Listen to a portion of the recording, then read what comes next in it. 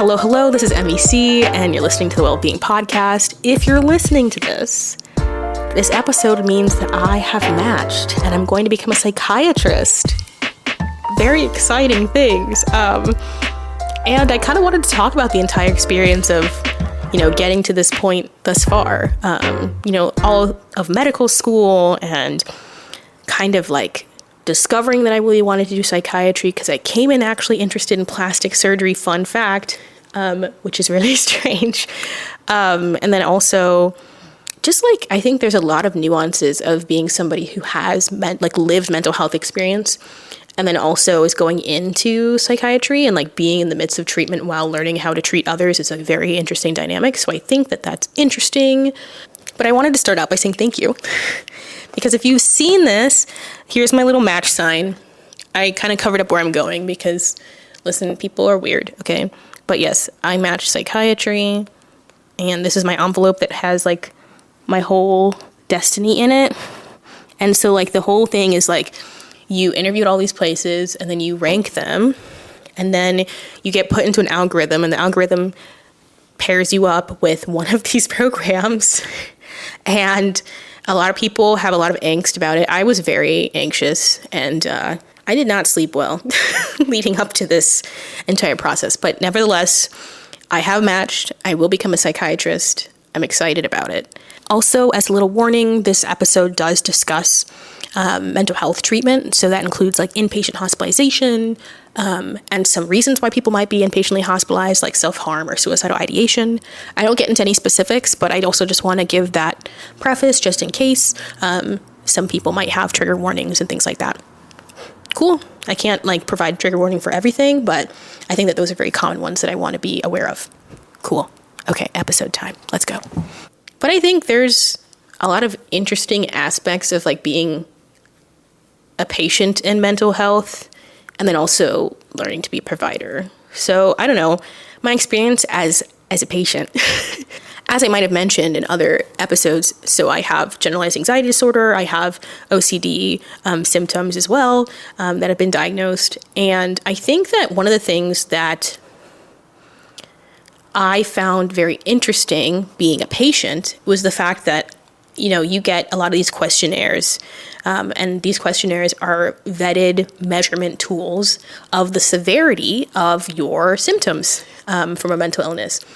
And something like the PHQ-9 comes to mind for a depression scale. It's a screening measure, but it also can measure your progress over time. And so I take these measurements myself, their little survey, and it's how many days out of the past 2 weeks have you felt hopeless? And it's most days, every day, or less than half of days, that kind of thing. And it's weird because when I'm answering these questions, I'm oh, I give this to patients. I know what we're looking for here. And it almost makes me think okay, I don't want to make it meta in the way that I know what I'm testing for, and therefore I'm influencing the way that I'm doing and filling out this survey because I want it to be accurate so that my psychiatrist can treat me properly. But I do think about that. I think about very frequently how I'm perceived as a patient and then how I perceive other people as patients, because let's just not be ignorant of the fact that there is in fact mental health stigma that exists. And I think in the case of my two diagnoses, I'll be completely transparent. I think that they tend to be more accepted. I think it's very accepted to be anxious.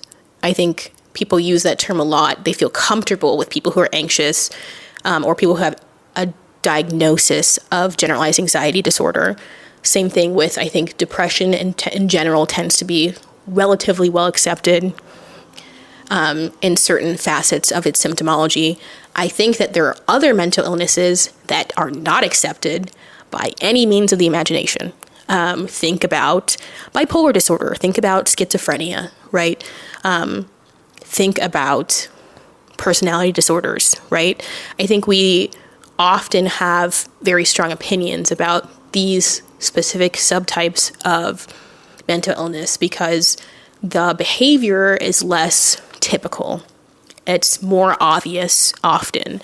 And I think that can make people who notice feel uncomfortable or feel like, quote unquote, like more vigilant, unsafe, that kind of thing. And that feeds into this whole like stigma aspect where people feel comfortable about certain types of diagnoses, but other diagnoses we're definitely not okay with. And so I think a lot about how I look, right? I think ADHD is one of those things that I recently was diagnosed with, but in general, it is very well accepted. I think a lot of people have ADHD. That being said, I remember my pathway to getting that diagnosis. I was very anxious about the way I was being perceived, because when one of the treatments for ADHD is taking medication, and one of these medications that they use is heavily abused in certain circles. People will take this medication when they don't need it to perform better on exams. People will take it to just feel better. It's just like a very commonly abused drug. And so because of that, there's a lot of regulation around the diagnosis process. And I don't think I even understood how profoundly difficult it was to get diagnosed officially with ADHD, to the point where I can get accommodations for myself, which is like the whole reason I wanted the diagnosis. It's not because I'm like interested in having the label, which I'm sure that it's very helpful and empowering for a lot of people. But I was like, okay, I clearly need an accommodation. I'm trying to get the accommodation. I don't qualify for the accommodation unless I have the official diagnosis. So the steps in this process were very arduous, and I'll probably make a whole nother, podcast about that. But long story short, I was concerned about coming across as somebody who was trying to get medication when I didn't need it. I was very concerned about that as a Black woman. Also as someone who is aware, like training to be a psychiatrist and like would know the things to say, so to speak, to get a diagnosis. I was worried that my psychiatrist would be like, oh, this person's just trying to get this medication. And so I remember being like, when I discussed like how I wanted to treat it, I was trying to like tread this like line of being perceived as I'm willing to take medication, but I'm not like, this statement of drug seeking, or I don't want to be perceived as drug seeking. And that was like a really stressful aspect of this for me that I think other people would not think about if they didn't have my identities. I was really concerned about being perceived as someone who was drug seeking and like having that be like a label in my chart, especially like to other psychiatry colleagues, as I try to, at the time was trying to get into psychiatry residency. And then the whole like case of like whether I disclose certain diagnoses on my residency application was a whole nother ballgame because there's a lot of opinions about it. There's a book by, her name is Dr. Jessie Gold, and she used to teach at my institution. And she's a psychiatrist, and she's very open about self-disclosure, meaning like being able to tell you, like the fact that I tell you I have this diagnosis and I'm the one telling you, right? It's my choice to do that. Just because I'm like being open or because I want to talk about an experience. She's very open about her self-disclosure of having depression as a physician. And I think a lot of physicians have, illnesses, but many people don't disclose. And that is, once again, it comes back to the stigma aspect. I think there are certain professions where we feel very comfortable with people having like certain diagnoses. For instance, I think often artists and actors are almost seen as like, if they have a mental illness, there's like some sort of added richness to the products and the art that they create because there's like some sort of suffering or this like romanticization of illness. I don't know why that is. I just have noticed it. Think about Van Gogh with his ear, and people are like, that's so profound, and it's like he was suffering. Yeah, I think often like people use art to cope with symptoms of things, and so maybe that's where that connection comes in. But like when it comes to your physician, like your psychiatrist having anxiety or having depression, I think my concern is that the patient will be like, well, who are you to tell me how to get better because you can't even feel well yourself? Like, you're not even mentally well yourself. Why are you treating me? Which is very interesting because you wouldn't ask a cardiologist what their blood pressure is. You wouldn't ask for like cardiovascular markers on your cardiologist. That's just considered like too up in their business. And yet that person's allowed to tell you, right? Like what to do if you have a cardiovascular issue, right? Because like having a diagnosis and being able to treat a diagnosis are different. And so I think that that's one of the reasons why we tend not to disclose mental health diagnoses in a lot of fields, but I would say specifically in medicine, because I think people are concerned about, will my patients doubt my ability to do my job? Will my colleagues doubt my ability to do my job? And then there's like, everyone throwing around, terms like, oh, like, will they think I'm crazy? Or will they think that I'm, when I'm taking a mental health day, that I'm really just being a slacker, right?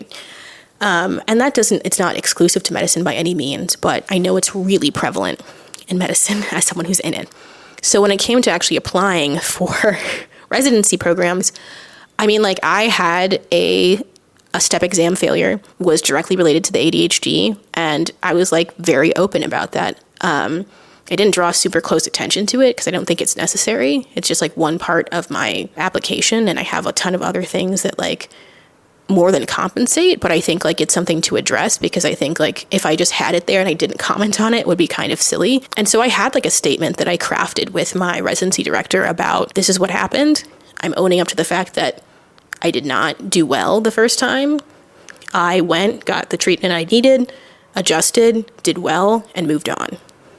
And that was like pretty much the level that I drew attention to it and was ready to talk about it if I was asked about it. But when I was writing that, like that context for that performance on that exam, a lot of people were questioning and telling me not to disclose any diagnosis that I had, because they're like, whether you like it or not, people's bias will always be involved. You can say like, oh, I'm not going to discriminate against this person because they have so-and-so and so a diagnosis. But once you know that, you can't consciously take back that information, right?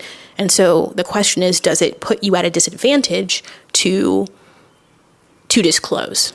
And so I would say in general, disclosure, self-disclosure is looked negatively upon in medicine. I personally, I don't know. A lot of my approach to medicine in general, and especially psychiatry, is around an equal sense of understanding and communication, authenticity. If I'm asking my patient something, I'll tell them why I'm asking it, because I think that it's helpful to just like not have something come out of the blue. Like, I'm asking this because I'm looking for this, this, and this. I'm asking this because I'm looking for this, this, and this. Therefore, it's not like I just think it's a better way of communicating. And so like for me, self-disclosure is a way of me allowing myself to be authentically myself. I'm not someone who like runs around and like yelling, I have these diagnoses, right? I think there was a part of me that was like that when I first got diagnosed, because I was like, wow, I'm trying on this new identity for size. But like, as I've gotten older, it's kind of like, yeah, this is just part of the sphere. I don't draw heavy attention to the fact that my hair is brown, but it's brown. It's not a different color. And so I think that's kind of how I viewed it. It was like, this is a part of me and I'm going to like be honest about it, but I'm also not going to draw super close attention to it. And it's worked really well with regards to how I interact with my like superiors, attending physicians, and like as a trainee. But I do think that like there were concerns from like quite a few mentors that I had where they were like, I understand that this is like your thing, but I think for the sake of not shooting yourself in the foot, you should just be quiet. Like, you should just keep it quiet. And I understand where they're coming from. It's not people trying to silence me. It's trying to like prevent me from having a further disadvantage, right, in the sphere of very equitable evaluation. And so I think I had to think a lot about it. And I think a lot about my patients who, some people have the luxury of being able to decide if they disclose, right? But if you have a psychotic episode at work, you don't have the luxury of choosing to self-disclose because your symptoms have shown up and they're disclosing for you. And so I just take that with a privilege aspect. I think about it a lot. It's very interesting being a patient within that sphere. I would also say my experiences in with psychiatry as a medical student, I think there's a lot of emphasis around safety and around the weird dynamics that exist with regards to holding someone involuntarily, right? So that is a thing that happens where if we think that somebody is going to be at risk to themselves or other people, imminently, you can hospitalize somebody even if they don't want to be hospitalized. And there's different states and there's different rules. In the state that I was trained in, I think it's a 96-hour hold that can be placed legally. And then to extend that, you would have to go to court. And let's just be completely honest. It doesn't feel good to treat somebody against their will. To do anything against somebody's will doesn't feel good. It never does, okay? And so the dynamics of knowing that you're trying to protect somebody, but also the fact that you are causing them emotional distress or discomfort is uncomfortable, okay? And that's something that you have to really I don't even know if it's be okay with. I don't think I'm okay with it, right? I think if you become okay with it, then mayhaps you've seen it a little bit too much. But maybe I'll change my mind in residency. I don't know. I take that particular responsibility of mine, or my ability to do that, very seriously. And I know that that's something that I'm still coming to terms with regards to how do you determine how much you're helping somebody versus how much you're hurting somebody with regards to the treatment that you're offering. Because you see tons of stories of individuals who, just like me, are documenting their experiences, and maybe, their pathology is a little bit more severe than mine. And so someone has determined that they need to be hospitalized. I've never been hospitalized for a mental health reason. So I don't have that firsthand experience. I can imagine that is incredibly terrifying, right? And I'm the one who's, saying I'm trying to help you, but am I the one who's on the floor with them the entire time? No, right? There's nurses and there's patient techs and there's physicians like myself who would show up on the floor from time to time, but I'm not living on the floor with you. I'm not protecting you from every single negative experience you could have in an inpatient setting. And that's something I think about a lot. And I'm curious if you've had an experience where you've been inpatient and you've had positive interactions or negative interactions, how you've viewed that and how you've processed that, or how you haven't processed that, just because I think that it's important for somebody who, I know that that's part of my job and I take that really seriously. But I think having perspective is so essential, and taking that very seriously is so essential. And so, yeah, I'm just curious about your experiences, if you feel comfortable sharing, because I read every comment and every review and every DM. I really do. I have the time as of right now. When I'm resident, I have less time, but as of right now, I have the time, and I really do enjoy reading those things. So it helps me learn. Also, I have a Substack that I've started for this community, and so I'm hoping that I'm able to communicate more directly with you there, because there's comments and there's a group chat and all that jazz. So yeah, I think another thing that I wanted to talk about was okay, within the whole realm of psychiatry, I've talked about being a patient. I've talked about being the certain aspects of being the practitioner. And then I think there's this whole sphere where people have talked about medication, the role of medication, and its perception. I can tell you, in my opinion, and I think in the sphere of like evidence-based medicine, psychiatric medications are life-saving medications. They improve a lot of people's outcomes, including my own, with regards to living with certain illnesses. I know for a fact that my anxiety has been significantly improved. My OCD has been significantly improved by taking medication from my psychiatrist. And let me say, and I am full on the board. I will be prescribing medications to people that are psychiatric in nature, and I believe in their efficacy. And at the same time, when I was initially prescribed medication, I was nervous. I was like, do I need this medication? Do I need that much medication? Like, what is this going to do to me?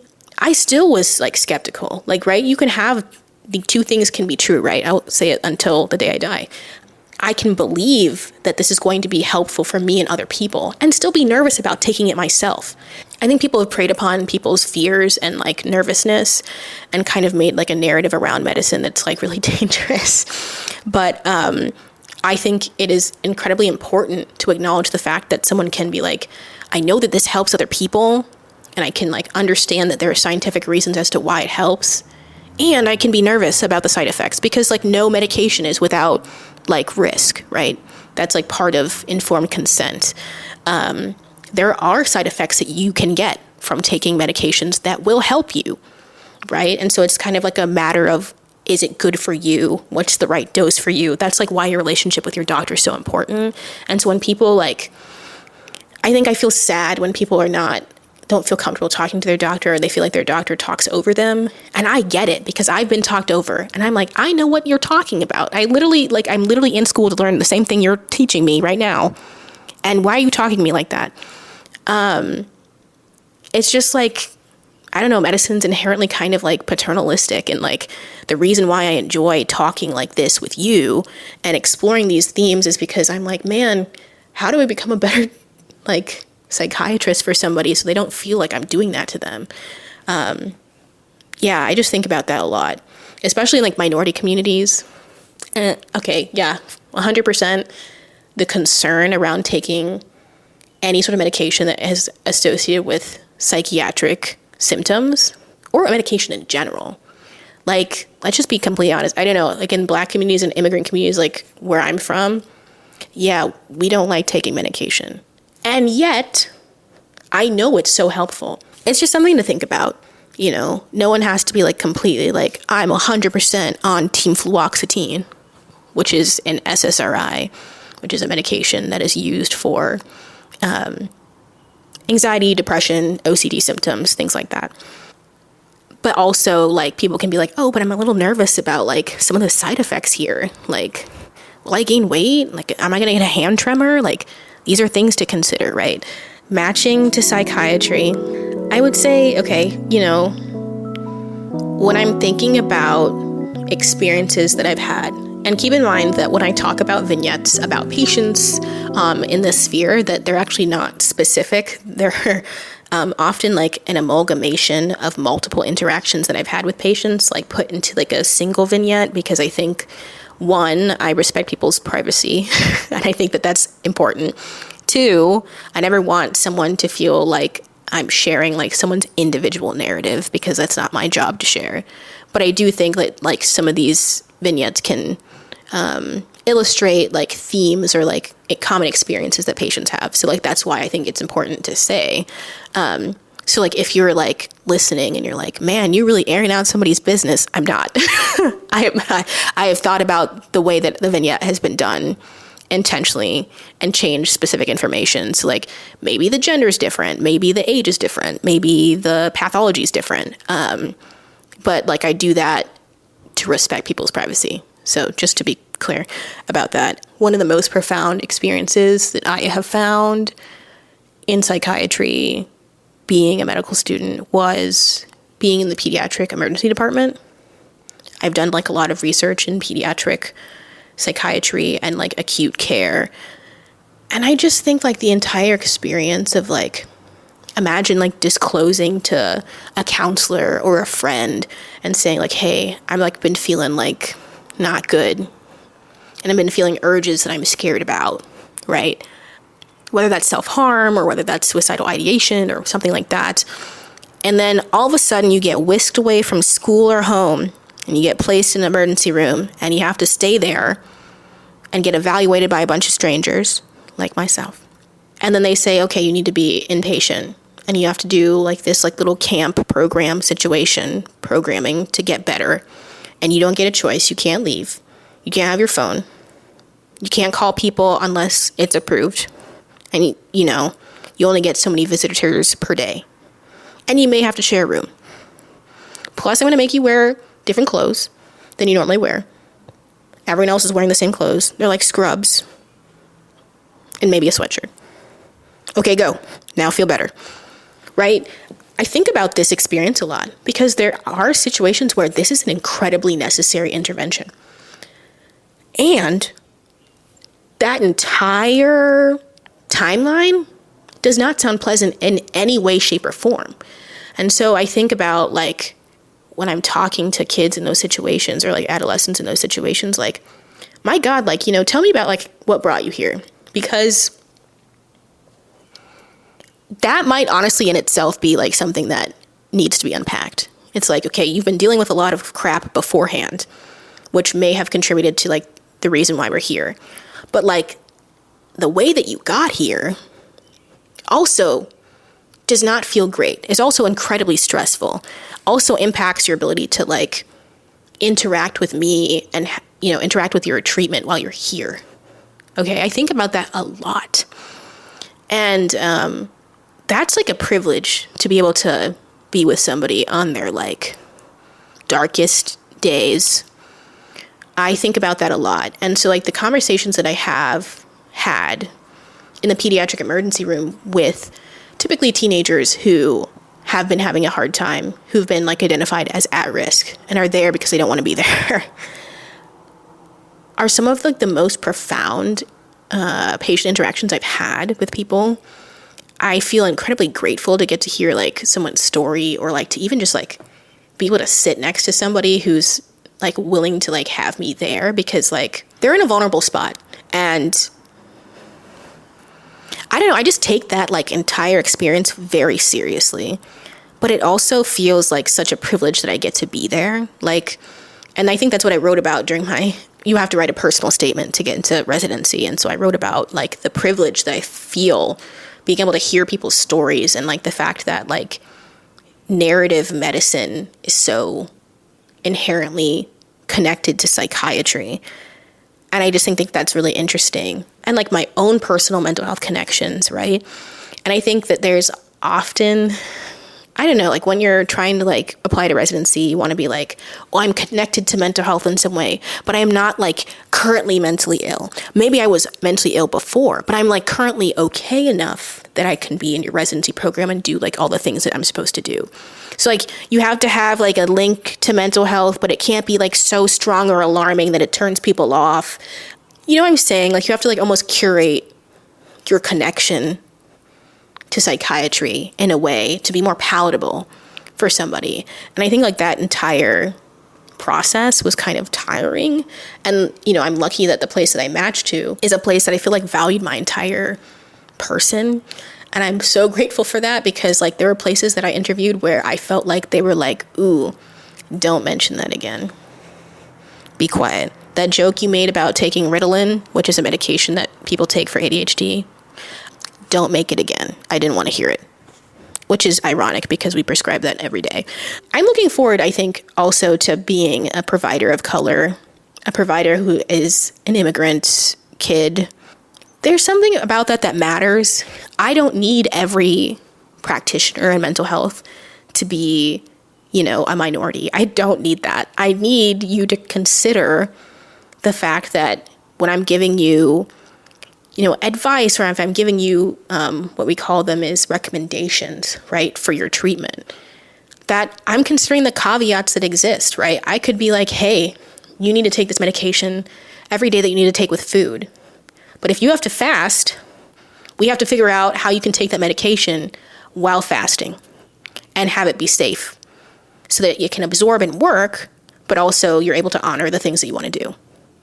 I just needed to think about it. And if you don't know to think about it because you're like, you just haven't had that experience, I need you to be like, hey, is any of the recommendations that I told you, is there anything that you're thinking of like that wouldn't work for me because in my specific situation or because of my identities that I hold or my experiences, it might be hard to integrate that into my life right now. That's all I need, bro. All I need. I don't need everyone to like have every experience. Just like think to ask. I'm just excited to be part of that. You know what I'm saying? I'm just excited. And I'm also excited to be like not a medical student. I'm excited to be paid. Look at this. This is something we did together. Like, yes, I did all this. I won't belittle my contribution to this work of matching and like the fact that I did that. But I also want to thank you for the fact that this podcast has been an instrumental part of my medical school experience, my mental health experience. I talk about it a lot during residency interviews. It's just like a large part of how I make sure that, I don't know, like I'm connecting with myself creatively, but also like want to learn more about like patient perspectives and like the world and vibes and what is being a person, whatever. At this point, I'm rambling and this episode's probably too long. So I'm going to bring it to a close. If you have any questions or like comments, particularly like with your experiences, like seeing a psychiatrist or a therapist or any sort of mental health person, or like your concerns about it, let me know, because I'm very interested as someone who's learning how to be that, because I would love to know what you're thinking so that I can be a better practitioner. In addition to that, I also just want to connect with you because I'm a little lonely. So yeah, just let me know. The Substack will be open, and I'm really hoping to connect more directly with people there and to have more video content like this. If you can tell, the sun has gone down. I wasn't going to record this when the sun was going down, but I felt like really focusing less on perfection and like the setup being perfect and like wearing makeup and whatever, to the point where I'm just like, I'm talking to you, it matters. And we did it. So yeah, I don't know. You can share in this with me a little bit. We matched, baby.